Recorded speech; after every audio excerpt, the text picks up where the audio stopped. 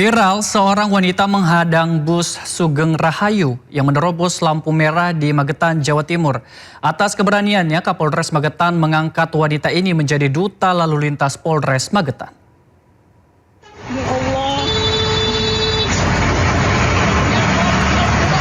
Viral video amatir seorang mama mengendarai sepeda motor berhenti karena lampu traffic light merah menghadang bus Sugeng Rahayu jurusan Yogyakarta Surabaya yang akan melanggar lalu lintas. Bus berulang kali membunyikan klakson kepada mak-mak tersebut agar minggir atau memberi jalan. Namun karena lampu masih menyala merah, mama itu tak menghiraukan bunyi klakson bus di belakangnya. Kepolisian Magetan segera turun tangan memediasi keduanya, memberikan klarifikasi dan saling bermaafan. Polres Magetan memberikan apresiasi kepada Sri Wahyuni dengan mengangkatnya sebagai duta lalu lintas Polres Magetan tahun 2026 dan sebuah helm sebagai cenderamata. Ya enggak gemblong, enggak. Cuma itu juga di depannya tuh seperti apa gitu loh. Ya, ternyata itu juga orang baik, nggak mau jalan. Ya udah gitu aja.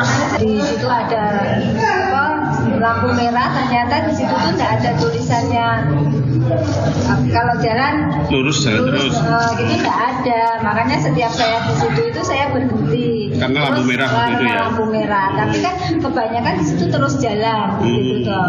Nah, suatu saat pas sumber Kencono itu, nah saya sadar saya salah atau yang salah Pak sopirnya. Ternyata tak lihat lagi saya sudah betul. Berarti saya nggak harus jalan gitu aja.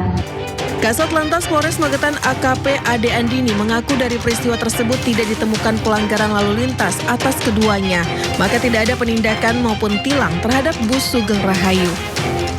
Lampu merah, dan diikuti Pak Urianto yang mengendarai bus menggunakan bus sumber Kencono. Nah, pada saat itu memang Pak Urianto pada saat itu mengklakson ibunya supaya jalan, ya. Namun Ibu Sri ya tetap karena di dalam hati nuraninya itu harus tertib berlalu lintas, tidak menggubris terkait dengan klakson yang dari Pak Urianto yang mengendarai bus sumber Kencono tersebut.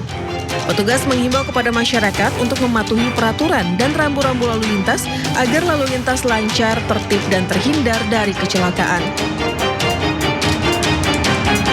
Kita beralih ke informasi selanjutnya. Pemirsa, kasus viral dugaan pelecehan yang dilakukan Kiai terhadap puluhan santriwati di Pati terus bergulir. Pihak kepolisian sudah menetapkan pelaku sebagai tersangka sejak 28 April kemarin. Namun hingga saat ini pelaku masih belum ditahan.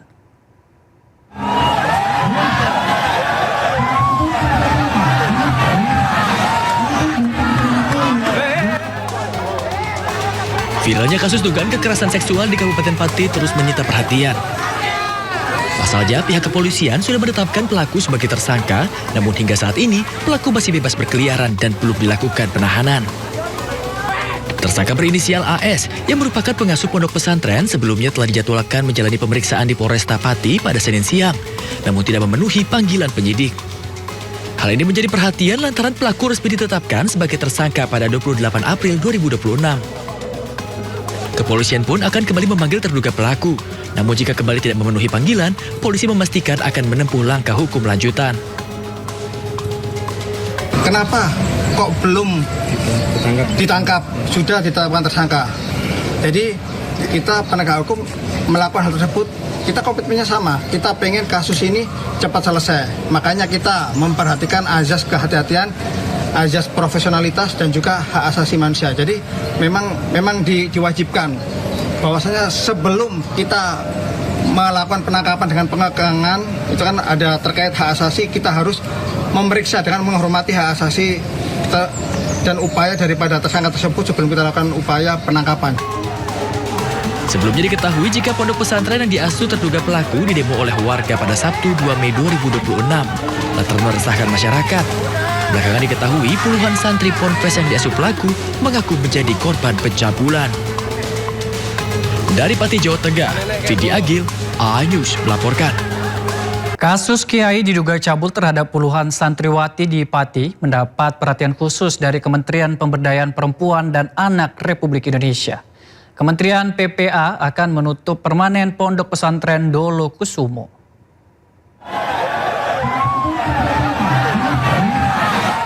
Menteri PPA Arifatul Khairil Fauzi menggelar rapat tertutup dengan PLT Bupati Pati, Kementerian Agama dan Kepolisian di Pendopo, Kabupaten Pati. Hasil rapat menegaskan kasus untuk diusut tuntas. Kementerian PPA juga akan menuntut permanen Pondok Pesantren Dolo Kusumo di seluruh jenjang pendidikan. Diduga jumlah korban pencabulan masih terus bertambah. Pemerintah Kabupaten Pati meminta para korban untuk buka suara. Beliau tadi kisi-kisinya sudah diberikan ke kami untuk supaya tindak lanjutnya lebih cepat lagi. Tidak hanya itu, Bu Menteri juga menindaklanjuti ke pusat untuk pencabutan izin dari pondok pesantren ini supaya tidak terjadi di pondok-pondok pesantren yang lain. Pesantren itu berizin, izin operasionalnya itu tahun 2021.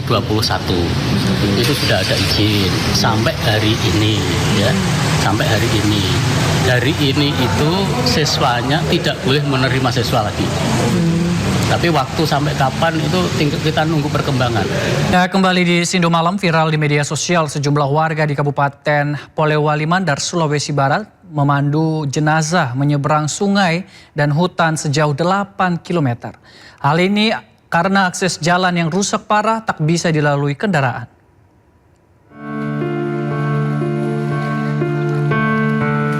Sejumlah warga dan keluarga bahu-membahu menandu jenazah pria bernama Jusri, warga Dusun Lakese, Desa Bulo, Kecamatan Lenggo, Kabupaten Polewali Mandar, Sulawesi Barat. Warga menjemput jenazah dari Puskesmas Pulo menuju ke kediaman almarhum. Dengan menggunakan tandu dari bambu, warga secara bergantian bawa jenazah dengan menyeberangi sungai dan melewati hutan yang terjal sejauh 8 km selama 4 jam. Kondisi jalan yang rusak parah membuat akses ke Dusun Lakese tidak dapat dilalui kendaraan baik roda 2 maupun roda 4. Akibatnya warga harus mengandalkan tenaga manusia untuk mengangkut orang sakit, ibu melahirkan hingga jenazah. Kondisi ini telah berlangsung selama puluhan tahun tanpa adanya perhatian serius dari pemerintah daerah. Kemarin ini kita sudah merasakan bahwa penderitaan pada saat menandu sangat luar biasa. Saya mengharap ini supaya ada perhatian, segera dibuka jalanan menghubungkan antara Desa Patambanua dengan Dusun Lakese, Desa Lenggo. Warga berharap ada perhatian serius dari pemerintah daerah Polewali Mandar, Sulawesi Barat untuk membangun akses jalan yang layak. Dari Polewali Mandar, Huzair Zainal, iNews melaporkan. Pemirsa, kita awali Sindo Malam pada hari ini, kebakaran melanda sumur Pertamina di Indramayu, Jawa Barat. Kobaran api disertai asap pekat membumbung dari tangki minyak di area stasiun. Mendengar 2 kali ledakan, warga panik. Lebih dari 3 jam api akhirnya dapat dipadamkan petugas damkar. Pihak Pertamina dan polisi masih melakukan investigasi untuk memastikan penyebab terjadinya kebakaran. Tidak ada korban jiwa maupun luka dalam peristiwa ini.